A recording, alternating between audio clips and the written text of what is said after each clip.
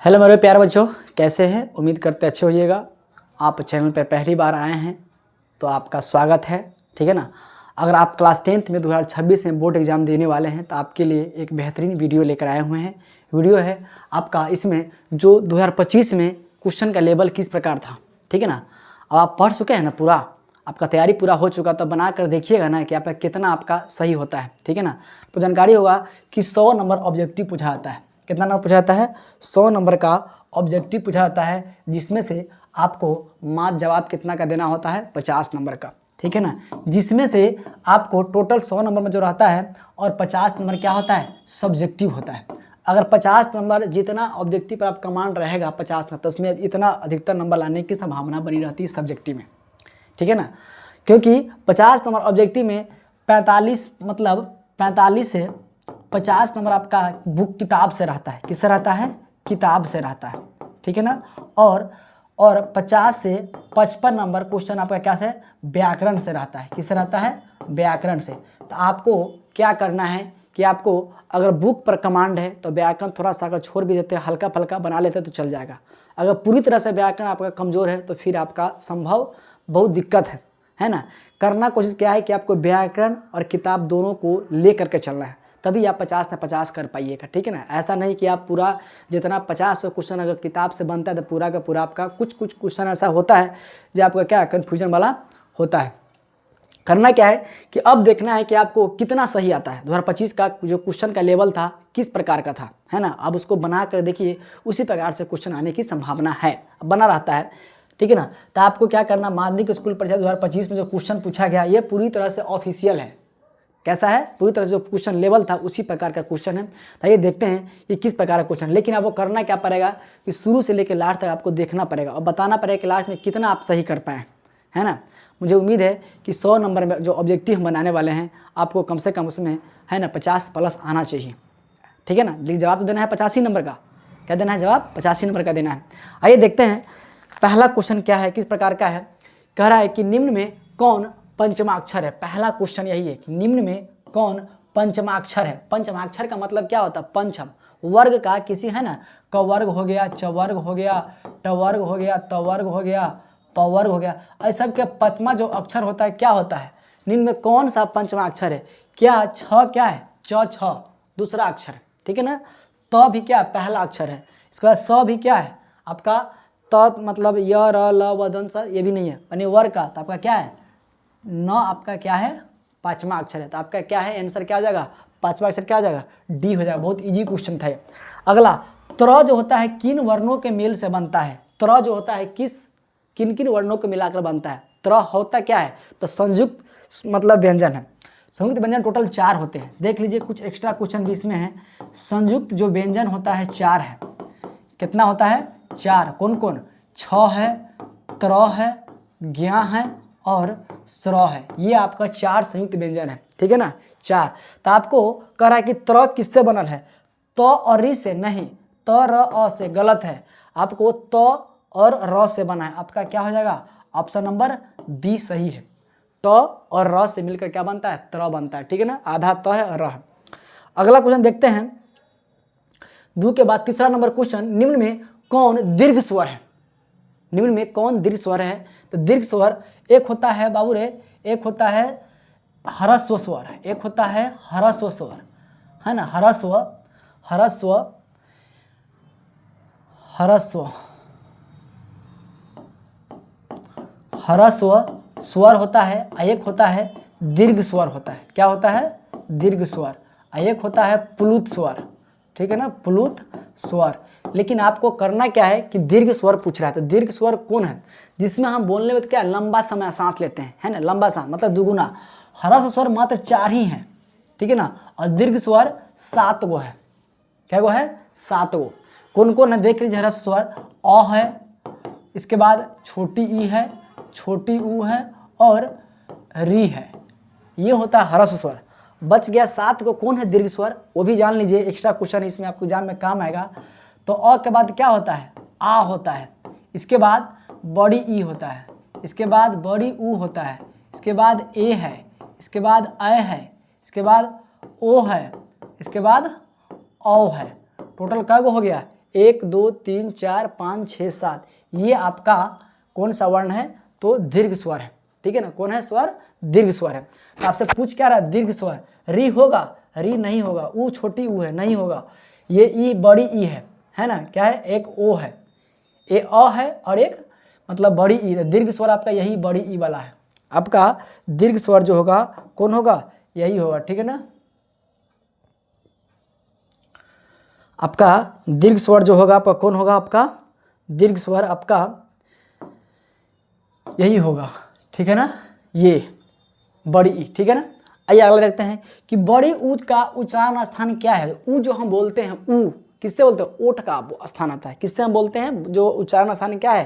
कंठ है, नहीं कंठ है, मूर्धा भी नहीं है, आपका तालु भी नहीं है, ओष्ठ होता है। हम ऊ किससे बोलते हैं? ऊ किससे बोलते हैं? तो ऊ जो बोलते हैं ओठ का मेरा इस्तेमाल होता है। आपका आंसर क्या हो जाएगा? ओष्ठ हो जाएगा, ठीक है ना। अगला, निम्न में कौन उष्म व्यंजन है जिससे गर्म हवा निकलती है? क्या निकलता है? निम्न में कौन उष्म व्यंजन है ना। एक अंतस्थ व्यंजन होता है, एक उष्म व्यंजन होता है। तो उष्म व्यंजन की बात कर रहा है जिसमें गर्म हवा जब बोलते हैं ना तो उष्मा निकलता है। क्या है? उष्मा। तो उष्मा किससे? री बोलने उष्मा निकलता है? नहीं। मूर्धन से बोलते हैं तो उष्मा निकलता है, ठीक है ना। म में उष्मा नहीं निकलता है, त्र में उष्मा नहीं निकलता है। तो उष्म व्यंजन कौन है? मूर्धन स। टोटल कितने हैं? तो तलाब्य स, इसके बाद मूर्धन स, इसके बाद दंत स, इसके बाद ह। ये सब का क्या है? उष्म व्यंजन है। क्या है? उष्म व्यंजन है। आइए, जप्पू जी जो है किसकी रचना है? जप्पू जी के रचनाकार कौन है? जप्पू जी के रचनाकार कौन है? तो गुरु नानक साहब है। कौन है? गुरु नानक साहब। इनका जन्म कहाँ होता है? इनका जन्म कहाँ होता है? तो पाकिस्तान में एक जगह है। क्या है जगह का नाम? तलवंडी। क्या नाम है? तलवंडी। तलवंडी, ठीक है ना। यही पे इनका क्या होता है? जन्म होता है। और गुरु नानक साहब जो होते हैं प्रथम गुरु होते हैं। सिख धर्म के क्या होते हैं? प्रथम गुरु थे। क्या थे? प्रथम गुरु कौन थे? गुरु मतलब क्या थे? गुरु नानक जी थे, ठीक है ना। क्या हो जाएगा? छठा का आंसर मतलब गुरु नानक। आइए अगला क्वेश्चन देखते हैं। 6 के बाद 7। रसखान जो है, रसखान किस छंद में सिद्ध थे? रसखान क्या है? कवि थे। रसखान जो है किस छंद में सिद्ध थे? सवैया में, चौपाई में, घनाक्षरी में, कवित में। रसखान जो थे किस में मतलब प्रसिद्ध थे? तो किसने प्रसिद्ध थे? रसखान जो थे आपको सवैया में क्या थे? ये प्रसिद्ध थे। इसका राइट आंसर क्या हो जाएगा? सवैया हो जाएगा, ठीक है ना। आप लोग बुक पढ़े होइएगा तो आपको जानकारी होना चाहिए। अगला क्वेश्चन देखते हैं। किसने जीर्ण जनपद नामक एक काव्य, किसने जीर्ण जनपद, नाम है जीर्ण जनपद नामक एक काव्य लिखा जिसमें गांव के जीवन का यथार्थवादी चित्रण है। गांव के जीवन के बारे में किसने लिखा है? तो सुमित्रा नंदन पंत है। इसका राइट आंसर क्या हो जाएगा? सुमित्रा नंदन पंत हो जाएगा। क्या हो जाएगा? सुमित्रा नंदन पंत है। क्या लिखा है? ग्रामीण जीवन का यथार्थ चित्रण किया है। आप लोग भी बना कर देखते रहिए कि आपका कितना सही हो रहा है। जो आता है उसको सही कीजिए, जो नहीं आता है उसको क्या करना, उसको आप लिख ले, याद करिए। हो सकता है कि एग्जाम में पूछ भी दे, ठीक। आइए अगला क्वेश्चन देखते हैं कि घनानंद किस भाषा में लिखते थे? घनानंद जो थे किस भाषा के में लिखते थे? घनानंद जो थे किस भाषा में लिखते थे? घनानंद कौन भाषा में लिखते थे? इसका जवाब देना है आपको। तो कौन? अवधी भाषा में था, या खड़ी बोली में था, है ना, या ब्रज भाषा में था, या बघेली भाषा में? तो घनानंद जो थे आपको ब्रज भाषा में लिखते थे। आपका राइट आंसर क्या हो जाएगा? ब्रज भाषा हो जाएगा, ठीक है ना। आइए अगला, सुमित्रा नंदन पंत की माता का नाम क्या था? सुमित्रा नंदन पंत के माता का नाम क्या था? तो सुमित्रा नंदन पंत की माता का नाम आनंदी देवी, सरस्वती देवी, सरला देवी, मनोरमा देवी। तो सुमित्रा नंदन पंत के माता का नाम था क्या चीज? तो सरला देवी नाम था। क्या नाम था? सरला देवी। सुमित्रा नंदन पंत के माता का नाम क्या था? सरला देवी नाम था। आपका राइट आंसर क्या हो जाएगा? सरला देवी, ठीक। आइए अगला क्वेश्चन देखते हैं। फुफेरा में कौन सा, फुफेरा शब्द में कौन प्रत्यय है? तो प्रत्यय क्या होता है? किसी भी शब्द के बाद में लगता है। क्या लगता है? शब्द के क्या लगता है? बाद में लगता है, उसको प्रत्यय बोलते हैं। और पहले लगता है उसको क्या बोलते हैं? उसको हम उपसर्ग बोलते हैं। क्या लगता है? उपसर्ग। क्या होता है? उपसर्ग। तो बताइए, फुफेरा जो शब्द देख रहे हैं, फुफेरा में क्या लगल है? अ लगल है? नहीं, फुफेरा मतलब एरा। फुफेरा तो एरा शब्द है। फुफेरा में क्या लगल है? एरा। आपका राइट आंसर क्या हो जाएगा? सी, फुफेरा। रा नहीं है, फेरा नहीं है, आपका क्या हो जाएगा? फुफेरा में एरा प्रत्यय लगा हुआ। अगला, पढ़ाकू जो शब्द में कौन प्रत्यय है? बहुत सिंपल है, पढ़ाकू प्रत्यय और उपसर्ग का हम मैंने वीडियो बना चुके हैं, ठीक है ना, आप उसको देख सकते हैं, ठीक है ना। तो पढ़ाकू में क्या है? आकू प्रत्यय है, आकू। पढ़ाकू में कू नहीं है, अकू भी नहीं है, पढ़ाकू, तो आकू प्रत्यय है। आपका राइट आंसर क्या हो जाएगा? पढ़ाकू मतलब आकू, पढ़ाकू मतलब आकू, आकू प्रत्यय लगा हुआ, ठीक है ना।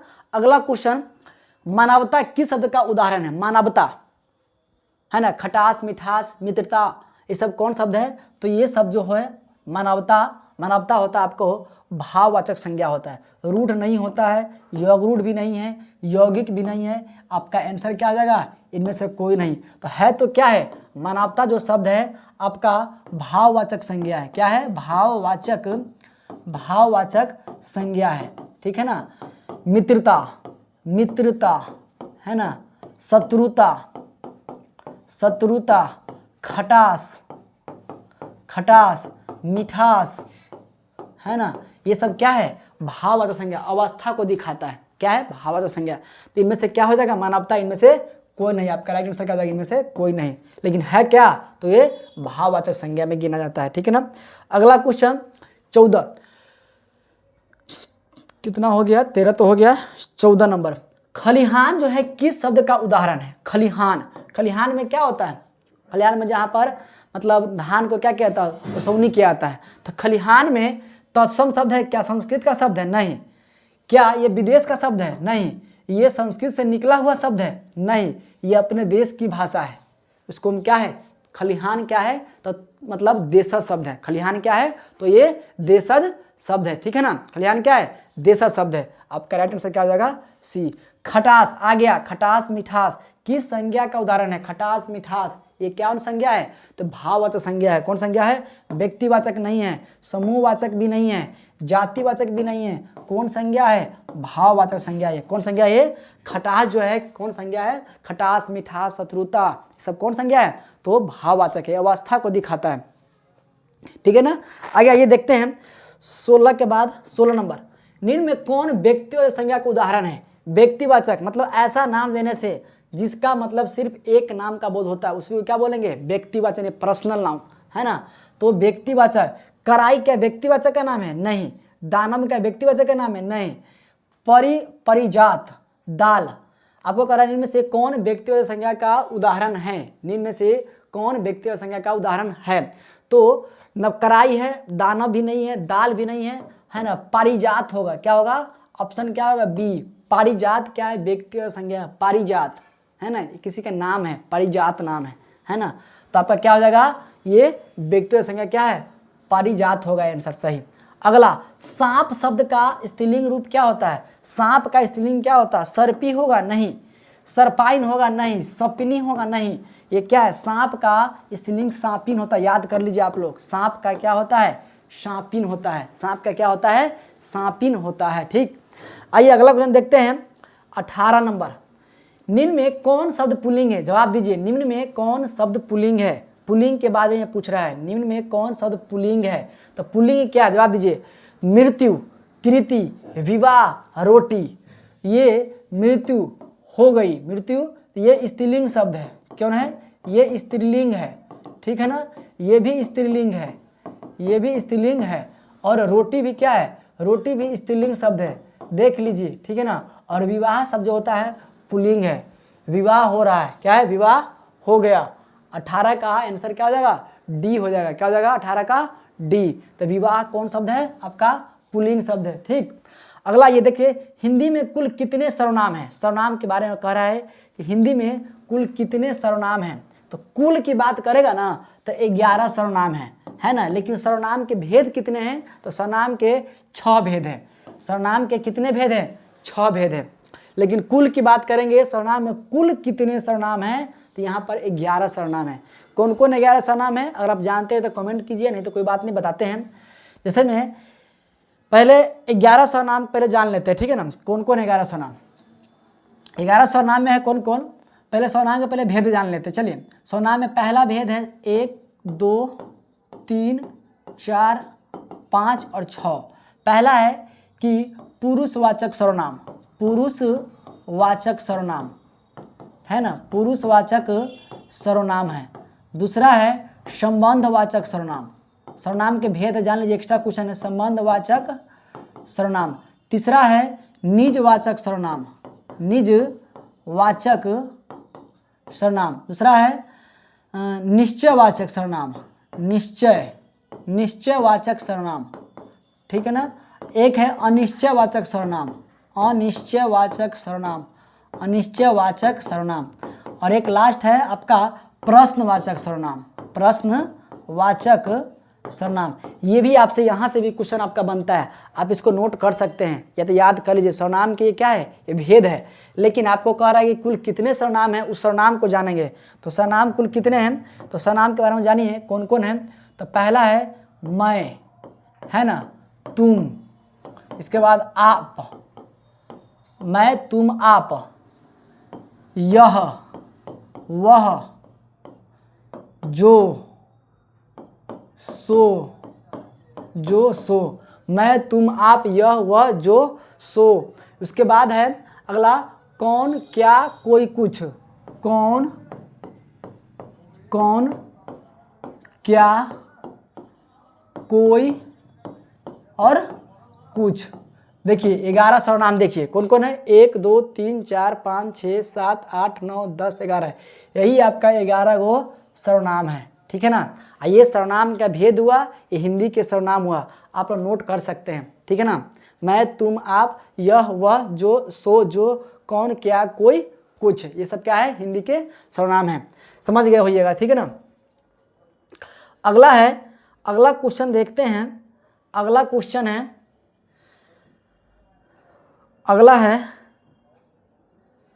दाल में कुछ है, किस सर्वनाम का उदाहरण है। दाल में कुछ है, तो कुछ है मतलब क्या, हमको फिक्स नहीं है, कुछ का मतलब हमको निश्चित नहीं है। सॉरी दाल में कुछ है किस सर्वनाम का उदाहरण है। निश्चय है, निजवाचक है, अनिश्चय है, पुरुषवाचक है। आप लोग सोच के जवाब दीजिए कि क्या इसका आंसर होगा, ठीक है ना। तो क्या है, कुछ है, हमको पता नहीं है क्या है, सो निश्चित है नहीं है, अनिश्चित है, कुछ तो है लेकिन अनिश्चित है। आपका राइट आंसर क्या हो जाएगा, अनिश्चयवाचक सर्वनाम हो जाएगा। क्या हो जाएगा, अनिश्चयवाचक सर्वनाम हो जाएगा, सही आंसर।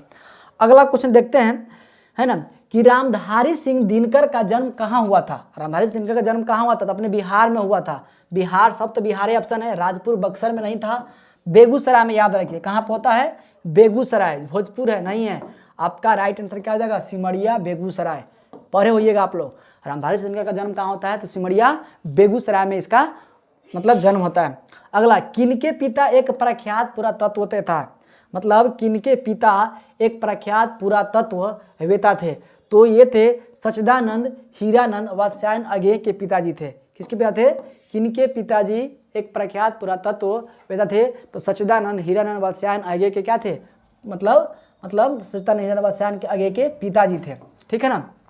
आइए अगला, एक वृक्ष की हत्या शीर्षक कविता के कवि कौन है। एक वृक्ष की हत्या आप लोग के किताब में है, शीर्षक कविता के कवि पूछ रहा है।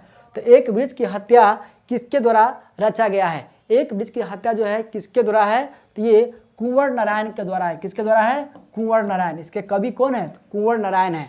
क्या है, एक वृक्ष की हत्या शीर्षक कविता का कवि कौन है, तो कुंवर नारायण है, ठीक।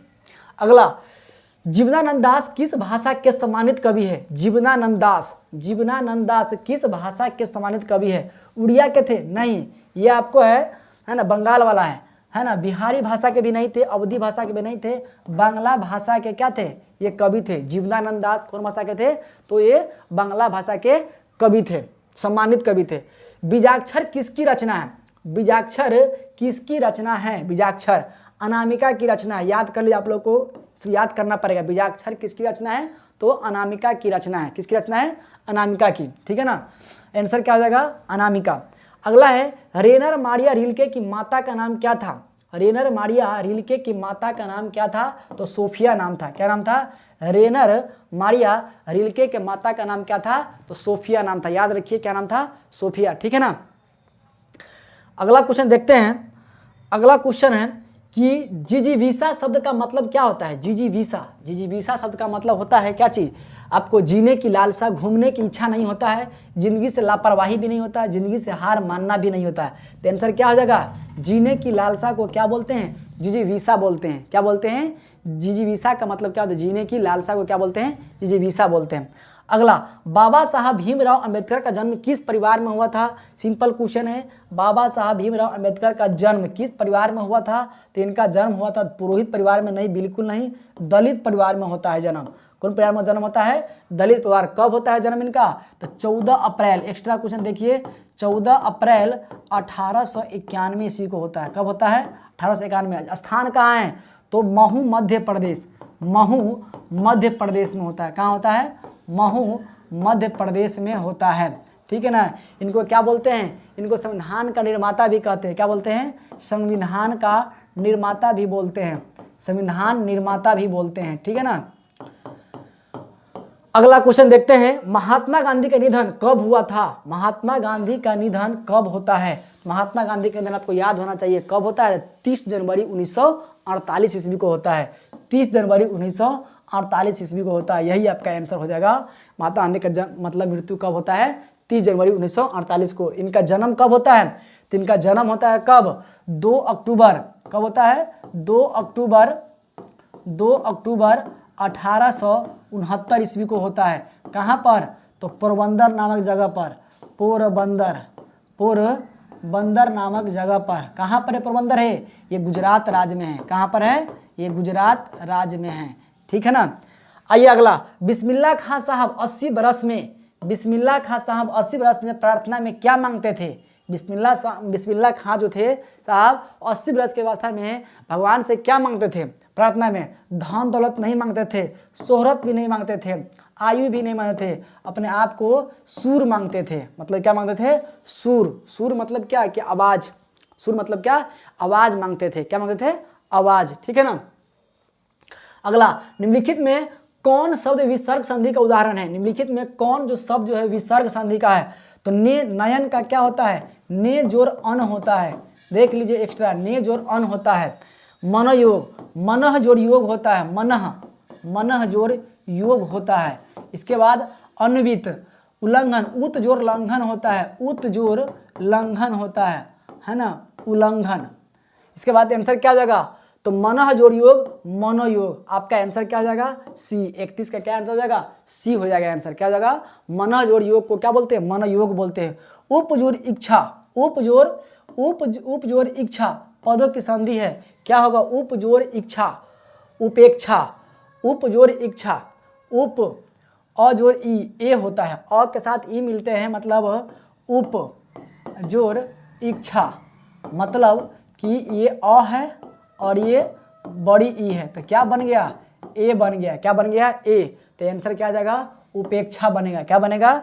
उपेक्षा। ठीक है ना। 32 के आंसर क्या हो जाएगा? बी आंसर हो जाएगा। 32 का क्या हो जाएगा? बी। ठीक। अगला क्वेश्चन, नारायण शब्द का संधि विच्छेद क्या होगा? नारायण, नारायण, नारा जोर अयन नहीं, गलती है। नारा जोर यन बिल्कुल नहीं होगा, डायरेक्ट सेम टू सेम नहीं होगा।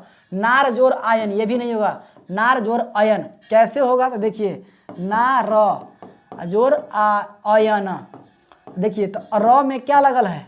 अ लगल है। क्या लगल है? अ। और ये अ लगल है, तो अ के साथ अ मिल गया तो क्या बन गया? आ बन गया। क्या बन गया? तो वही ना, नारायण आ, नारायण आ। तो आपका आंसर क्या हो जाएगा? बी, नार जोर अयन होगा सही आंसर। क्या हो जाएगा? नार जोर अयन। ठीक है ना। 33 के बाद 34 नंबर क्वेश्चन देखते हैं। तद्धित शब्द का संधि विच्छेद है। तद्धित शब्द का संधि, तो तत् जोर हित होता है, तत् जोर इत नहीं होता है, तह जोर धृत नहीं है, तत् जोर उद्धित भी नहीं है, तत् जोर हित, तद्धित। आंसर नंबर ए सही है, तत् जोर हित होता है। क्या होता है? तत् जोर हित होता है, तद्धित मतलब तद्धित होता है। राह खर्च शब्द के समास विग्रह क्या? राह खर्च का मतलब क्या होगा? राह खर्च, राह रास्ते के लिए खर्च, राह के लिए खर्च, है ना। राह से खर्च नहीं होता है, राह में खर्च, राह के लिए खर्च, राह और खर्च नहीं। राह खर्च मतलब राह में खर्च, राह के लिए खर्च को क्या बोलते हैं? राह खर्च बोलते हैं। क्या बोलते हैं? राह के लिए खर्च को क्या बोलते हैं? राह के लिए खर्च में उसको हम राह खर्च बोलते हैं, राह में खर्च नहीं होगा। अगला, शरणागत शब्द में कौन समास है? शरण में आगत। शरणागत शब्द में कौन समास है? शरण में आगत।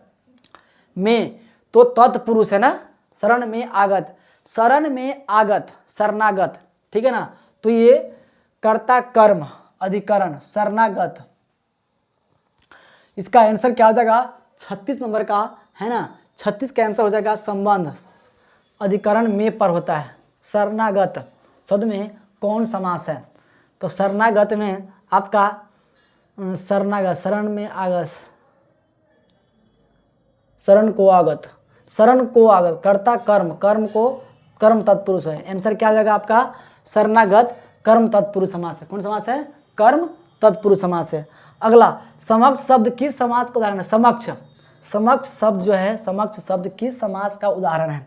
तो समक्ष, समक्ष शब्द किस समास का उदाहरण है? तो समक्ष शब्द जो है आपका तत्पुरुष तो होगा नहीं, द्वंद्व भी नहीं है क्योंकि है नहीं, है ना, समक्ष है तो अवयवी भाव समास है। याद कर लीजिए समक्ष क्या है? अवयवी भाव समास है। दोपहर शब्द किस समास का उदाहरण है? दोपहर किस समास का उदाहरण है? दोपहर, इसमें अंक आ रहा है, क्या आ रहा है? अंक आ रहा है ना, तो अंक जब ये आ जाएगा तो क्या हो जाएगा? मतलब द्विगु समास हो जाएगा। क्या हो जाएगा? जब ये अंक आ जाएगा उसको क्या बोलेंगे हम? द्विगु समास। क्या बोलेंगे हम इसको? हम द्विगु समास कहा जाता है। अगला, दोपहर हो गया, चौराहा हो गया, है ना, चतुर्मुख हो गया, चतुर्मुख हो गया, है ना, त्रिभुज हो गया, त्रिभुज हो गया, त्रिमासिक हो गया, छमाही हो गया, छमाही हो गया, जिसमें ये सब क्या है? ये सब आपका द्विगु समास में गिना जाएगा, ठीक है ना। अगला, गर्दन पर सवार होना मतलब किसी के पीछे पड़ जाना, प्रतिवाद करना नहीं, हानि पहुंचाना भी नहीं, पागल हो जाना भी नहीं, पीछा ना छोड़ना, उसी को क्या बोलते हैं? गर्दन पर सवार होना। मतलब कोई काम के लिए, किसी चीज़ के लिए क्या पीछा नहीं छोड़ना है, उसी को गर्दन पर सवार होना बोलते हैं। ठीक, अगला देखते हैं, होनहार वीरवान के होत चिकने पात, लोकोक्ति है। होनहार वीरवान के होत चिकने पात का मतलब क्या होगा? तो होनहार वीरवान का होत चिकने पात, काम न जाना और बहाना बना नहीं, अपनी बुराई नहीं दिखती है, बिल्कुल गलत है। होनहार के लक्षण पहले से ही दिखाई पड़ने लगते हैं, उसी को हम क्या बोलते हैं? होनहार वीरवान के होत चिकने पात। मतलब आपका लक्षण कर्म जो है ना पहले ही दिखने लगता है कि आप आगे चलकर क्या कीजिएगा। बहुत बड़ा इंसान जो होता है ना, अच्छे बच्चा को हम मालूम चलता रहता है। अगला, सुमित्रानंदन पंत किस वाद के कवि है? सुमित्रानंदन पंत जो है किस वाद के कवि है? सुमित्रानंदन पंत जो है आपको छायावाद के कवि है। कैसे कवि है? तो ये छायावाद के कवि है। सुमित्रानंदन पंत जो है किस वाद के, मतलब कैसे कवि है? तो ये छायावाद के कवि है, ठीक है ना। अगला, हिरोशिमा से पाठ के रचनाकार कौन है? हिरोशिमा जो पाठ के लेखक कौन है? तो हिरोशिमा के लिखने वाले कौन है? सुमित्रानंदन पंत, दिनकर, वीरेन डंगवाल, अगेय। तो हिरोशिमा के लिखने वाले अगेय थे। कौन थे? अगेय। अगेय का पूरा नाम क्या है? सच्चिदानंद हीरानंद वात्स्यायन अगेय हैं। क्या है? सच्चिदानंद हीरानंद वात्स्यायन अगेय हैं। ठीक, पूछ देता है कभी कभी, देख लीजिए, सच्चिदानंद, सच्चिदानंद, हीरानंद, हीरानंद, वात्स्यायन, वात्स्यायन, वात्स्यायन अगेय, है ना, अगेय। आंसर क्या है? हिरोशिमा से पाठ रचनाकार यही है। अगला, निम्न में कौन कवि आदिवासी लोक कविताओं के भी अनुवादक है? इनमें से कौन जो है कवि आदिवासी लोक कविताओं के भी अनुवादक है? कौन है बताइए? सुमित्रानंदन पंत, दिनकर, वीरेन डंगवाल या मतलब जीवनानंद दास। निम्न में से कौन जो है आपको क्या बोलते हैं? कौन जो है आदिवासी लोक कविताओं के भी अनुवादक है? तो आंसर आपका वीरेन डंगवाल। आप लोग को याद होना चाहिए, देख लीजिए, है ना। आपको मात्र 85 क्वेश्चन का जवाब देना है ना। ऐसा नहीं कि आपको जो नहीं है उसको छोड़ देना है। बहुत सारा क्वेश्चन आपको मतलब कन्फ्यूज करे तो उसको क्या करना है? स्किप कर देना है, जो आएगा उसी को बताना है। नेमत शब्द का अर्थ क्या होता है? नेमत शब्द का मतलब क्या होता है? नेमत का मतलब न्योता नहीं होता है, नामी भी नहीं होता है, नियंत्रण भी नहीं होता है। ईश्वर की देन को क्या बोलते हैं? नेमत बोलते हैं। ईश्वर की देन को क्या बोलते हैं? नेमत कहा जाता है। क्या बोलते हैं? उर्दू शब्द है, क्या है? नेमत। मतलब ईश्वर की दी हुई, है ना। उदात शब्द का मतलब क्या होता है? औउदात। उदात शब्द का अर्थ क्या होता है? उदात, उदात शब्द का अर्थ क्या होता है? तो उदात शब्द का अर्थ होता है आपका क्या चीज? उन्नत होता है। क्या होता है? उदात मतलब बढ़िया, उन्नत। उदात का मतलब क्या होता है? बढ़िया या उन्नत भी हम कह सकते हैं। आंसर क्या हो जाएगा बी। शयानप शब्द का अर्थ क्या है? शयानप। शयानप शब्द का अर्थ क्या होता है? शयानप चिंतन, आत्मविश्वास, टेढ़ापन, चतुराई। तो शयानप का मतलब होता है क्या चीज? तो शयानप का मतलब होता है आपका चतुराई। क्या होता है? शयानप का मतलब क्या होता है? चतुराई होता है। शयानप शब्द का अर्थ होता है क्या चीज? चतुराई। शयानप मतलब चतुराई। याद कर लीजिए, जो चीज आपको नहीं आता उसको क्या करना है? आपको याद करना है। गुरु नानक को किस मुगल सम्राट से मुलाकात हुआ था?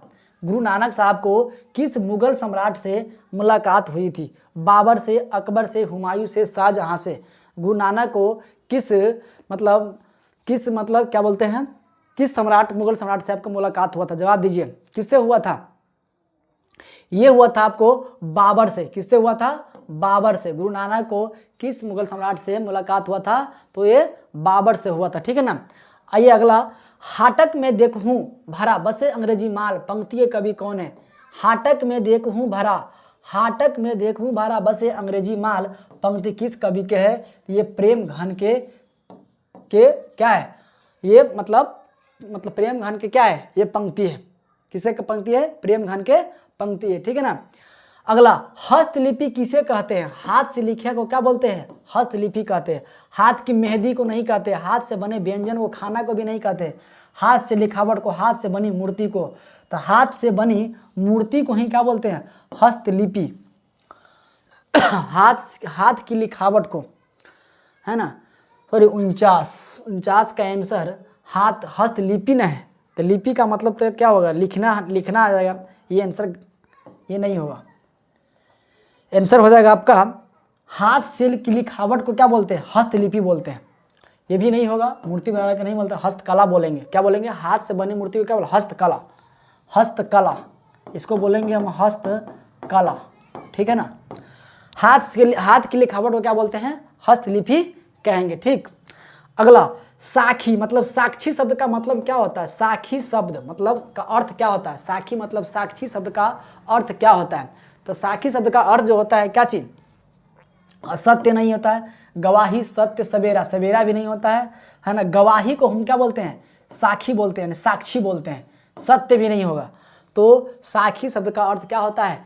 मतलब गवाही देना होता है। गवाही को क्या बोलते हैं? साक्षी हम कहते हैं। आइए 50 क्वेश्चन तो हो गया। 50 में कितना आप लोगों का सही हुआ? मेरे हिसाब से कम 30 आपको सही होना चाहिए था। ठीक है ना। आइए 20 क्वेश्चन आपके लिए हार्ड हो सकता है। आइए देखते हैं अगला क्वेश्चन। नौकर की कमीज किसकी रचना है? नौकर के कमीज के रचनाकार कौन है? नौकर के कमीज के रचनाकार कौन है? कौन लिखे हुआ है? तो नौकर के कमीज के रचनाकार कौन है? विनोद कुमार शुक्ल जी हैं। कौन है? विनोद कुमार शुक्ल है। ठीक है ना। विनोद कुमार शुक्ल है क्या जी? नौकर के कमीज के लेखक है। अगला, अभिनयों में साथ रहकर लगभग 30 कविताएं लिखी है। अभिनयों में साथ रहकर, अभिनयों में क्या है? अभिनयो एक शहर है फ्रांस में, साथ रहकर लगभग 30 संयुक्त कविताएं लिखी थी। कौन? निन्से, क्रो, दोनोल और सौ ने, आप्टे, ब्रूने, सिमटा और न्यासे ने, आंद्रे, बेत्रा, रेने, सौ और पाल यूआर ने, पिकासो, मेरी तियार ने। नहीं, ऑप्शन नंबर डी सही है। और पाल एलुआर ने। कौन लिखा है? अभिनयों में साथ रहकर लगभग 30 कविताएं लिखने के काम किए हैं। कौन? ये तो आंद्रे ब्रेता, रेने सौ और पाल एलुआर, याद कर लीजिए। अगला, पंडित बिरजू महाराज ने गंडा किससे बनवाया? पंडित बिरजू महाराज ने गंडा किससे बनवाया था? तो गंडा बनवाने के काम जो किए थे अपने बाबूजी से बनवाने का काम किए थे। किससे किए थे? अपने बाबूजी से। पंडित बिरजू महाराज ने गंडा किससे बनाने का काम किए थे? तो बाबूजी से बनवाने का काम किए थे। परंपरा का मूल्यांकन शीर्षक पाठ के लेखक कौन है? परंपरा का मूल्यांकन पाठ के लेखक कौन है? परंपरा का मूल्यांकन पाठ के लेखक कौन है? तो परंपरा पाठ के मूल्यांकन के लेखक कौन है? तो ये है आपके रामविलास शर्मा है। कौन है? रामविलास शर्मा, याद कर लीजिए। परंपरा के मूल्यांकन के लेखक रामविलास शर्मा। बहादुर कहाँ से भाग कर आया था? जवाब दीजिए, बहादुर कहाँ से? तो बहादुर नेपाल से भाग कर आया था। कहाँ से भाग कर आया था? नेपाल से भाग कर आया था। बहादुर कहाँ से भाग कर आया था? तो ये नेपाल से भाग कर आया था। ठीक है ना।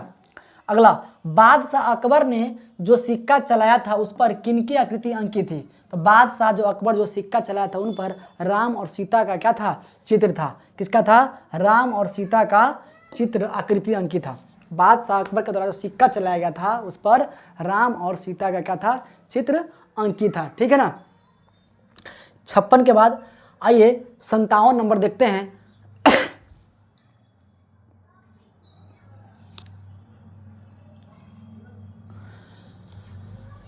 प्राणी शास्त्रियों का ऐसा अनुमान है कि मनुष्य का अनावश्यक अंग उसी प्रकार झड़ जाएगा जिस प्रकार उसकी पूंछ झड़ गई है।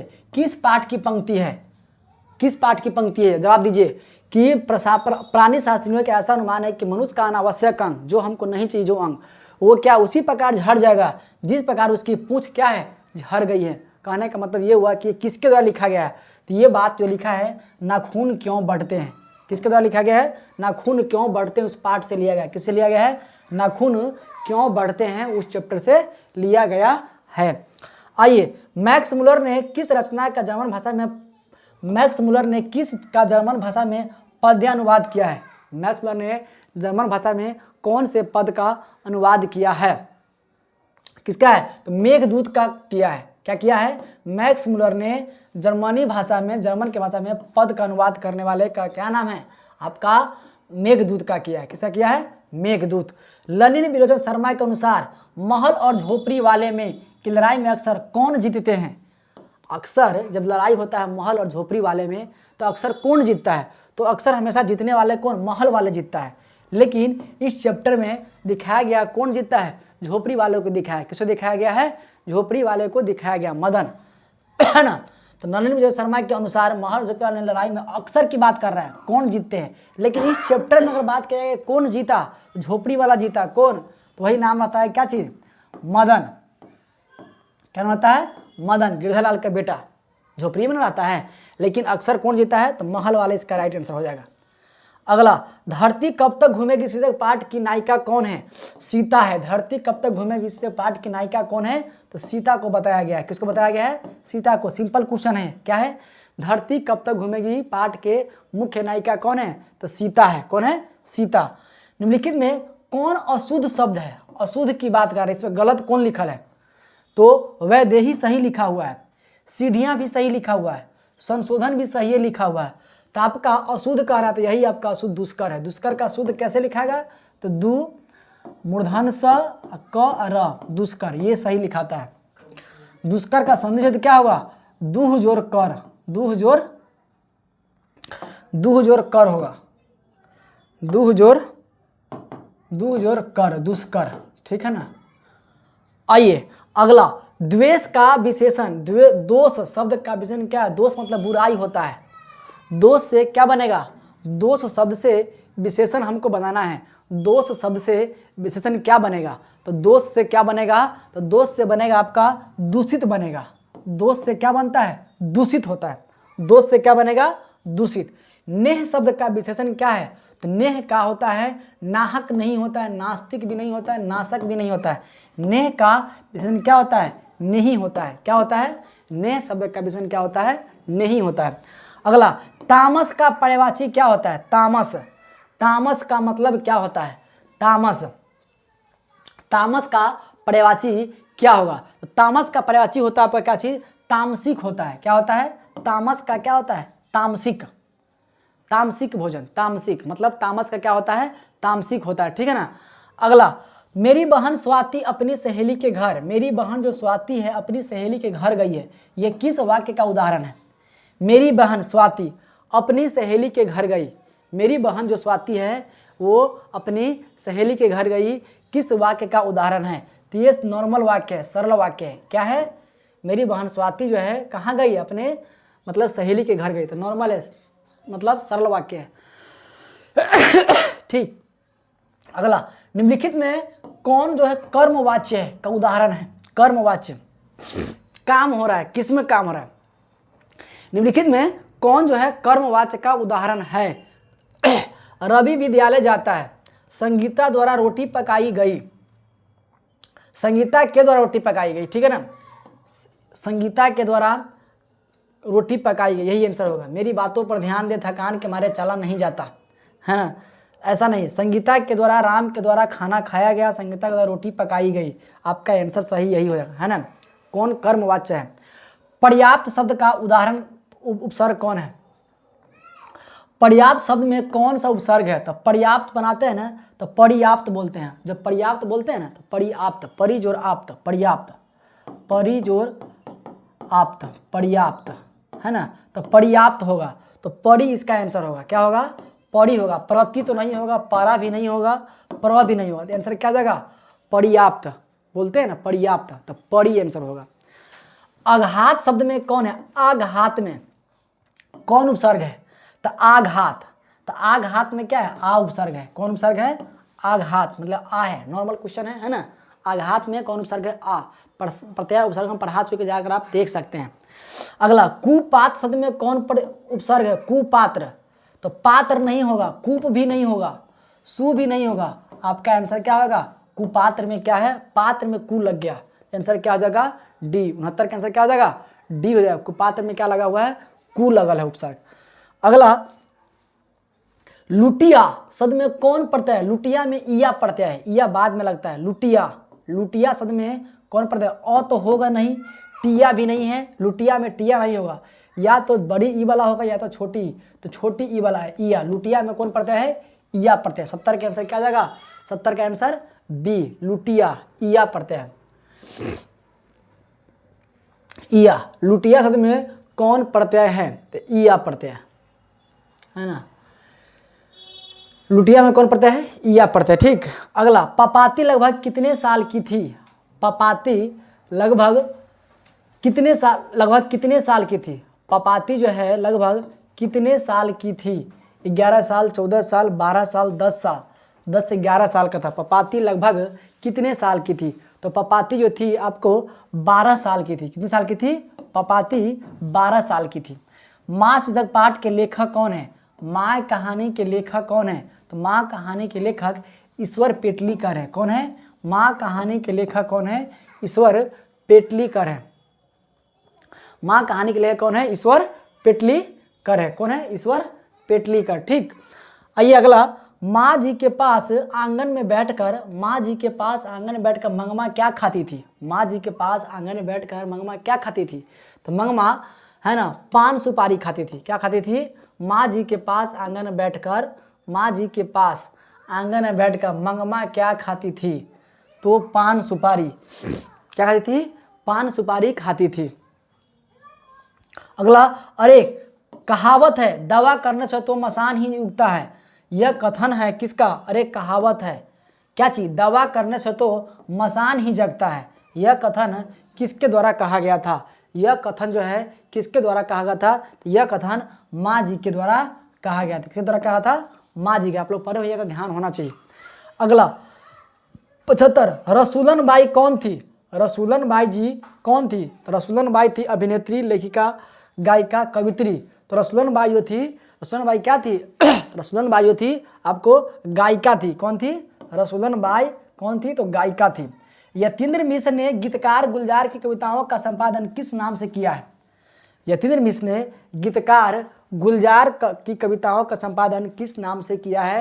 ये जो किया है कौन से नाम से?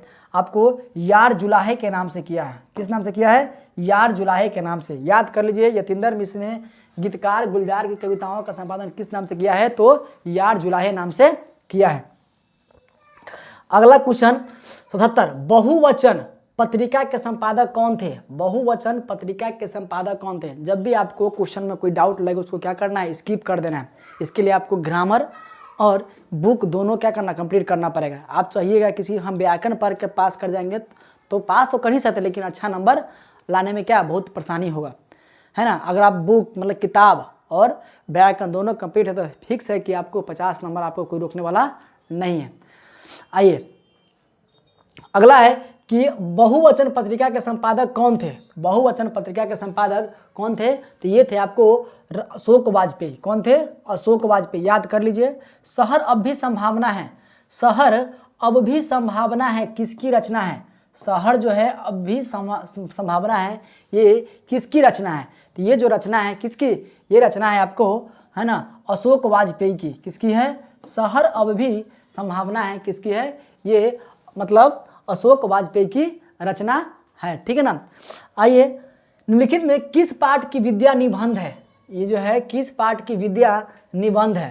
तो नाखून क्यों बढ़ते हैं मछली कहानी है ना। भारत माता भाषण है, भारत माता ये भाषण है ना। ये बहादुर आपको वो क्या है निबंध है। बहादुर नाखून क्यों बढ़ते हैं मछली, मछली कहानी है, मछली क्या है कहानी है। तो किस पाठ की विद्या निबंध है, ये है आपका है ना। ये क्या है आपका नाखून क्यों बढ़ते हैं। बहादुर वाला ये कहानी क्या, ये भी आपका कहानी है। क्या चीज़ है, ये भी आपका कहानी ही है, ठीक है ना। तो नाखून क्यों बढ़ते हैं ये आपकी क्या है निबंध है। आपका आंसर क्या हो जाएगा ए हो जाएगा। क्या हो जाएगा नाखून क्यों बढ़ते हैं, नाखून क्यों बढ़ते हैं क्या चीज़ है ये निबंध है। क्या चीज़ है निबंध है, ठीक। अगला the caste in India their mechanism किसकी रचना है। पहला ही चैप्टर है the caste in India the mechanism किसकी रचना है, तो डॉक्टर भीमराव अंबेडकर की रचना है। किसकी रचना है, डॉक्टर भीमराव अंबेडकर की रचना है, ठीक है ना। आइए 81 नंबर देखते हैं। यह घर नवीन का है, यह किस विशेषण का उदाहरण है। यह घर जो है यह घर नवीन का है, किसका घर है, यह घर नवीन का है, किस विशेषण का उदाहरण है। क्या इसमें गुण कहीं पर चर्चा है, गुण की बात है नहीं है। क्या विशेषण इसका विशेषण की विशेषता बता रहा है, नहीं बता रहा है। क्या इसमें संख्या पर कहीं बोध हो रहा है, संख्या का ही बोध नहीं है, सर्वनामिक विशेषण है। अब ये आंसर तो हो गया, लेकिन कैसे हुआ सर्वनाम विशेषण, कैसे मानेंगे कि सर्वनाम विशेषण होगा। तो क्योंकि ये घर से पहले क्या है, घर से पहले ये आपको विशेषण है। घर तो हो गया संज्ञा, घर क्या हो गया संज्ञा। संज्ञा से पहले आने वाला जो सर्वनाम होता है ना उसी को क्या बोलते हैं सर्वनामिक विशेषण होते हैं। तो यह जो देख रहे हैं यह आपका सर्वनाम है और घर क्या संज्ञा है। तो यह घर लग गया नवीन का है तो कौन है, तो सर्वनामिक विशेषण है। मतलब कि संज्ञा से पहले जो सर्वनाम आ गया उसी को क्या कहेंगे हम सर्वनामिक विशेषण कहा जाता है, ठीक। अगला है थान भर कपड़ा। थान भर कपड़ा, थान है ना कपड़ा को नापने का थान जो होता है, थान भर कपड़ा किस विशेषण का उदाहरण है। तो थान में क्या गुण है, नहीं है, परिमाण की बात हो रहा है। क्या हो रहा है ना, सर्वनामिक विशेषण नहीं है, थान भर कपड़ा नहीं है, प्रविशेषण की बात भी नहीं है, मतलब परिमाण मतलब नापने की बात हो रहा है। कपड़ा थान भर कपड़ा मतलब क्या है नापने की बात होगा। तो क्या हो जाएगा इसका आंसर 82 का आंसर सी हो जाएगा। क्या हो जाएगा 82 का आंसर सी। थान भर कपड़ा मतलब परिमाणवाचक विशेषण है। अगला 83 नंबर शाश्वत खाता होगा। शाश्वत खाता होगा किस वर्तमान काल का उदाहरण है, मतलब फिक्स नहीं है, खाता होगा, हम कन्फर्म भी नहीं है कि वो खाता ही है, मतलब एक अनुमान लगा रहे हैं, है ना। तो वर्तमान काल तो है, क्या पूर्ण वर्तमान काल है, नहीं है, पूरा हो चुका है, नहीं, सामान्य वर्तमान काल भी नहीं है ना, संभावित भी नहीं है, मतलब क्या है संदिग्ध वर्तमान काल होता है। क्या होता है संदिग्ध। शाश्वत खाता होगा, वो जाता होगा, है ना, वो पढ़ता होगा, मतलब क्या है संदिग्ध है, कन्फर्म नहीं है, ठीक है ना। तो आंसर क्या जाएगा संदिग्ध वर्तमान काल। निम्न में से कौन वाक्य अकर्मक क्रिया का उदाहरण है। निम्न में से कौन वाक्य में अकर्मक क्रिया का उदाहरण है। तो कौन सा वाक्य में अकर्मक क्रिया का उदाहरण है। मनीष बिस्कुट खाता है, क्या खाता है, तो बिस्कुट खाता है, तो ये सकर्मक क्रिया है। गाय घास खाती है, क्या खाती है, तो घास खाती है, ये भी सकर्मक क्रिया है। दीपा गीत गाती है, क्या गाती है, तो गीत गाती है, ये भी सकर्मक क्रिया है। लेकिन प्रेमा सोती है, क्या सोती है, मतलब नहीं पता चल रहा है, अकर्मक क्रिया है ना। क्या है अकर्मक, क्या सोती पता नहीं है, यही आपका आंसर हो जाएगा अकर्मक क्रिया है। और ये सब क्या है, ये सारा सकर्मक क्रिया है। क्या है, ये सब सकर्मक है, लेकिन ये आपका सोना प्रेमा सोती है, ये अकर्मक क्रिया का उदाहरण है, ठीक। अगला खरगोश बिल से बाहर निकला। खरगोश जो है बिल से बाहर निकला किस कारक का उदाहरण है। खरगोश बिल से बाहर निकला, काम हो रहा है, नहीं हो रहा है, करण मतलब से होता है, साथ वाला में होता है से, संप्रदान कारक भी नहीं होता है, के लिए भी नहीं, अपादान। बिल से निकला, बिल को छोड़ कर निकलता है कि बिल के साथे लेकर निकलता है, तो बिल छोड़ के निकलता है, तो से तो लगा हुआ है, जब ये अलगाव होगा उसको क्या बोलेंगे हम अपादान कारक बोलेंगे। आंसर क्या हो जाएगा अपादान कारक, ठीक। जिस छंद में 4 चरण और प्रत्येक चरण में 16-16 मात्राएं होती है उसे कौन छंद कहते हैं। जिस छंद में 4 चरण होता है और प्रत्येक चरण में 16-16 मात्राएं होती है उसे कौन छंद कहेंगे। तो उसको हम क्या कहेंगे, तो उसको हम कहेंगे आपको क्या चीज़, उसको हम चौपाई कहते हैं। याद कर लीजिए, ऐसे क्वेश्चन को क्या है, जी छंद में 4 चरण और प्रत्येक चरण में 16-16 मात्राएं होती है, उसे हम क्या कहते हैं, तो चौपाई कहते हैं। क्या कहते हैं, चौपाई। अगला, जहां वर्णों की एक या अनेक बार आवृत्ति हो, एक ही वर्ण क्या है कई बार आ जाता है, आवृत्ति हो, उसे कौन अलंकार कहते हैं। जहां पर वर्णों को एक से अधिक बार क्या है आवृत्ति होता है, उसे कौन सा अलंकार कहते हैं, तो उसको हम अनुप्रास अलंकार कहते हैं। क्या कहते हैं, अनुप्रास अलंकार कहा जाता है, याद रख लीजिए, ठीक है ना, अलंकार। अगला, किसे हम वर्गीय व्यंजन भी कहते हैं। वर्गीय मतलब वर्ग में कौन होता है, उस व्यंजन वर्ग में होता है, नहीं, संयुक्त व्यंजन भी नहीं है, अंतस्थ व्यंजन भी नहीं है, तो स्पर्श व्यंजन क ख ग घ से लेकर के म तक के क्या है, स्पर्श व्यंजन है, ये वर्गीय व्यंजन कहते हैं। कौन व्यंजन कहते हैं, इसको हम वर्गीय। तो स्पर्श व्यंजन क्या हो जाएगा, जो क ख ग से क्या है सब स्पर्श व्यंजन है, ठीक है ना। स्पर्श व्यंजन को क्या कहते हैं, वर्गीय व्यंजन कहा जाता है, ठीक। अगला, इसके बाद है 89, इनमें से कौन अल्प प्राण व्यंजन है। अल्प प्राण, इनमें से कौन अल्प प्राण व्यंजन है। एक होता है महाप्राण, एक होता है अल्प प्राण। पहले जानिए पहले, ठीक है ना, एक होता है अल्प प्राण, अल्प प्राण याद कर लीजिए, आज से कुछ गलती नहीं होगा। एक होता है महाप्राण, ठीक है ना। ध्यान क्या रखना है कि प्रत्येक वर्ग का क्या करना है, प्रत्येक वर्ग का क्या है आपका पहला है ना, और तीसरा और पांचवा वर्ण को हम क्या बोलते हैं, पहला, तीसरा और पांचवा वर्ण को क्या बोलते हैं, आपको हम अल्प प्राण बोलते हैं। महाप्राण मतलब पहला के बाद क्या होगा, दूसरा और चौथा वर्ण को क्या बोलते हैं हम, चौथा वर्ण को क्या बोलते हैं, मतलब हम महाप्राण बोलते हैं। यही आपको ध्यान रखना, पहला, तीसरा और पांचवा को क्या बोलते हैं, तो अल्प प्राण बोलते हैं, दूसरा और चौथा को क्या बोलते हैं, महाप्राण बोलते हैं। अब जवाब दीजिए कौन अल्प प्राण है तो अल्प प्राण कौन है, ट ठ, ये दूसरा है, ये महाप्राण होगा, महाप्राण। प फ ब भ चौथा है, तो ये भी महाप्राण होगा, क्या होगा, महाप्राण। और प फ ये दूसरा है, ये भी क्या होगा, ये भी दूसरा है, तो आपको क्या होगा, महाप्राण होगा, क्या होगा, महाप्राण। और प फ ब ये तीसरा है, तो आपका आंसर यही हो जाएगा, तीसरा। प फ ब तीसरा क्या होता है, अगर प्रत्येक वर्ग का जो तीसरा होता है वो अल्प प्राण में गिनाते हैं। आंसर क्या हो जाएगा आपका 89 का आंसर क्या हो जाएगा, बी हो जाएगा। क्या हो जाएगा 89 का आंसर, बी। आइए, निम्न में कौन महाप्राण व्यंजन है, निम्न में कौन महाप्राण, अब बता दिए महाप्राण क्या है, तो क क्या है आपका पहला है, तो क क्या हो जाएगा आपका पहला, तो अल्प प्राण हो जाएगा, क्या हो जाएगा, अल्प प्राण, ठीक है ना। त थ द ध चौथा है, तो ये महाप्राण हो जाएगा, क्या हो जाएगा, महाप्राण। और च हो जाएगा अल्प प्राण, पहला है तो क्या हो जाएगा, अल्प प्राण, ठीक है ना। और यहाँ जो क्या है पांचवा है, तो ये भी क्या हो जाएगा, अल्प प्राण, ठीक है ना, क्या हो जाएगा, अल्प प्राण, ठीक। तो आंसर क्या हो जाएगा आपका ध, मतलब सी आंसर हो जाएगा। जिसे नहीं जीता जा सके, जिसको हम नहीं जीत सकते हैं, वाक्य खंड के लिए एक शब्द है, क्या चीज जिसको हम जीत नहीं सकते हैं, जिसको हम जीत नहीं सकते हैं। अभेद जिसको भेदा नहीं जा सके, अभेद तो होगा जिसको भेदा नहीं जा सके। अखाद्य जिसको मतलब खाया नहीं जा सके। अजेय मतलब जिसको जीता नहीं जा सके। आलोच जिसको आलोचना नहीं कर सकते हैं, जिसे जीता ना जा सके क्या अजेय बोलते हैं, क्या बोलते हैं, जिसको जीता नहीं जा सके उसको क्या बोलते हैं, अजेय बोलते हैं, क्या बोलते हैं, अजेय। अगला, जिसका तेज निकल गया है, जिसका तेज निकल गया है, वाक्य खंड के लिए एक शब्द है, जिसका तेज निकल गया, क्या बोलते हैं उसको हम बोलते हैं निस्तेज बोलते हैं, क्या बोलते हैं उसको हम, निस्तेज। मितभाषी, कम बोलने वालों को क्या बोलते हैं, मितभाषी बोलते हैं, कम बोलने वाला को हम क्या बोलते हैं, मितभाषी, ठीक है ना। और तेजस्वी, कायर शब्द का विलोम क्या होगा, कायर का क्या होता है, निडर होगा, कायर का विलोम क्या होगा, निडर, है ना, कायर का क्या होता है, निडर होता है, क्या होता है कायर का, निडर।